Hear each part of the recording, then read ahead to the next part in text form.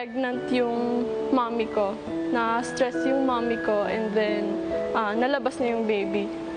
Nung 2 years na andito siya, I was so happy kasi na-experience ko magkaroon ng kapatid.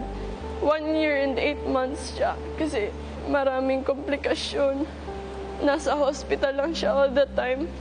Hindi siya pinapalabas kasi marami siyang nade-develop na sakit. So, kailangan namin mag-rent ng room sa hospital and doon lang siya magsistay. So, hindi ko siya nakakasama lagi. Yung time na nandito siya, yun yung best time of my life. And I miss her so much. She's so cute. At saka, magkikita kami someday, so I'm happy.